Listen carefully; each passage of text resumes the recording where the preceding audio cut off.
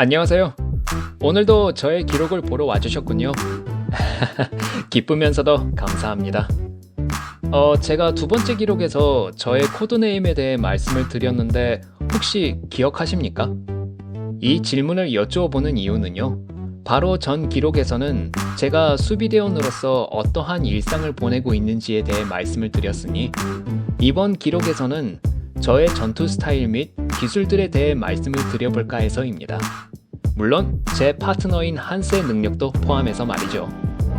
기억하시는 것처럼 저의 코드네임은 GB2C, 수비대원들 중에서도 전투와 공격에 좀 더 특화된 수비대원입니다.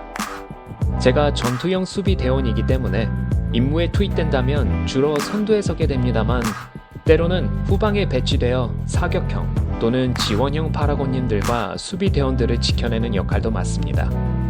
선두에 서게 된다 하더라도 저와 함께 선두에 서게 되시는 파라곤님들이나 수비대원들이 있느냐 없느냐에 따라 제 전투 스타일이 달라집니다.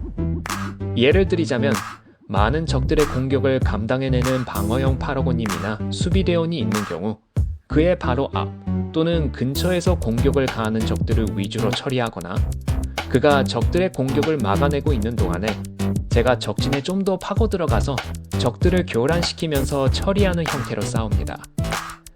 전투형 파라곤님이나 저보다 더 강한 전투형 수비대원이 있는 경우에는 그의 곁에서 같이 싸우면서 지원해드리는 식의 전투 스타일로 갑니다.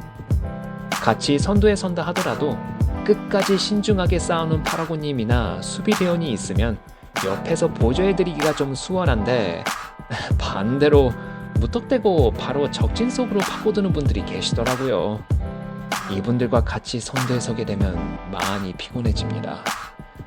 저돌적으로 적들 사이로 돌입했다가 적들이 설치한 함정에 걸려버리는 바람에 후방의 아군들이 올 때까지 그를 지켜내느라 저하고 한스가 혼난 적이 여러 번 있었고 후방의 아군들과 분단되어 적들한테 포위당하기 일쑤고 다행히 어떻게든 그러한 상황을 돌파해내기는 하지만 그럴 때마다 참 기적적으로 살아남았다 라는 생각밖에 안 난답니다. 이와 반대로 제가 혼자 선두에 서게 되는 상황이라면 평소에 제 옆에서 지원해주는 한스를 뒤쪽에 배치시켜서 후방의 아군들을 지켜내도록 합니다. 그러고 나서 저는 적진으로 약간 치고 들어갔다가 빠져나오고 또 치고 들어갔다가 빠져나오는 식의 전투 스타일 위주로 갑니다. 때에 따라서는 사격형 파라곤님들과 수비대원들이 광역 공격을 시전하고자 하신다면 가능한 많은 적들을 한 곳에 모으는 미끼 역할도 맡습니다. 제가 방어형 파라곤님들이나 수비대원들처럼 체격이 무지하게 좋다거나 맷집이 강한 건 아니지만 만약 필요하다면 일정 시간 동안 모든 적들의 공격을 감당해내기도 합니다. 2에서 5분이 한계이지만요. 물론 임무의 특성이나 상황에 따라서 저의 전투 스타일이 매번 달라지지만 대략 간략하게 말씀드리면 이 정도일 것 같습니다. 제가 어떤 전투 기술들을 사용하는지 궁금하시다고요? 우선 제가 여태까지 남겼던 기록들과 배경화면에서 보셨던 것처럼 허리 뒤에 차고 있는 검이 바로 제 무기입니다. 일반적으로 지금까지 검수 훈련으로 연마해온 기술들을 실전에 적용하면서 싸우기도 하지만 동시에 검 자체에 탑재된 여러 기능들을 사용하기도 합니다. 대표적으로 몇 가지를 말씀드리면 제 검을 원격으로 조정해서 싸울 수 있습니다. 검의 특정 파츠가 저의 정신과 연결되어 있어서 비록 검이 저로부터 좀 떨어져 있거나 제가 손에 쥐고 있지 않고 있어도 제가 직접 휘두르는 것처럼 공격할 수 있습니다. 이 기능 덕분에 검을 부메랑처럼 던졌다가 다시 돌아오게 할 수도 있고 엄폐물에 숨으면서 적을 처치할 수도 있는 등 전투 중에 여러 가지로 도움이 많이 됩니다. 단 저로부터 250m 이상 떨어지게 되면 저의 정신 신호와의 연결이 끊어지게 되어서 원격 조정이 불가능하게 됩니다. 다른 기능으로는 공격을 가하는 동시에 검에서 강한 충격파를 일으켜서 적을 잠시 기절시키거나 순간적으로 검의 날을 더욱 날카롭게 해서 토파즈급의 강철을 쉽게 베어낼 수도 있습니다. 제가 착용하는 방어구에도 몇 가지 기능이 있는데요. 한 가지를 예로 들자면 적의 공격이 일정 범위 내에 들어왔을 시 순간적으로 시간을 느리게 해서 제가 공격을 피할 수 있게 도와줍니다. 적의 시점에서 보면 제가 매우 빠르게 움직여서 피하는 것처럼 보일 겁니다. 그리고 제가 허스키 수인 모습으로 변할 수 있는 능력이 있다는 것도 전에 말씀드렸는데 기억하십니까? 제가 인간 모습일 때와 수인 모습일 때의 체격 차이가 2.5배 정도 되는데요.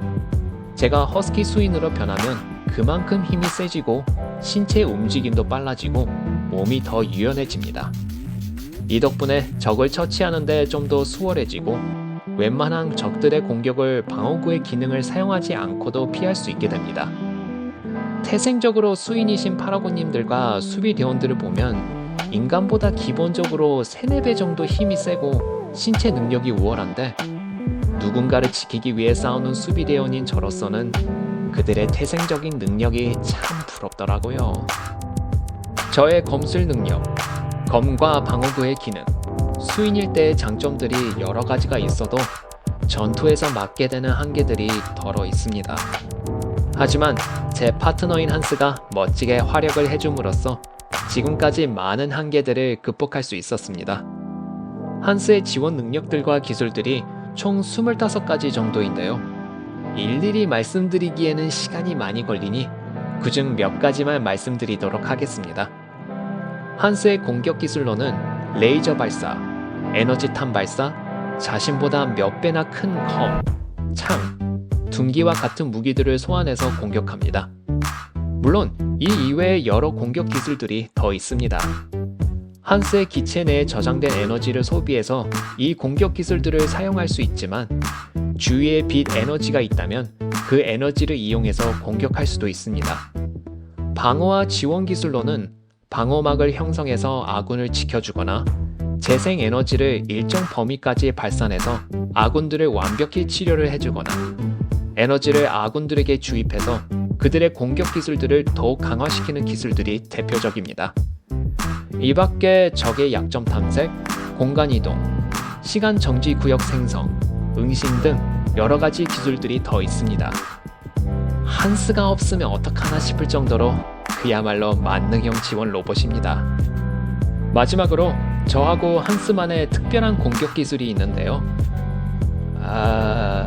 이건 아직은 1급 비밀이기 때문에 현재로서는 자세히 말씀드리기가 어렵겠네요.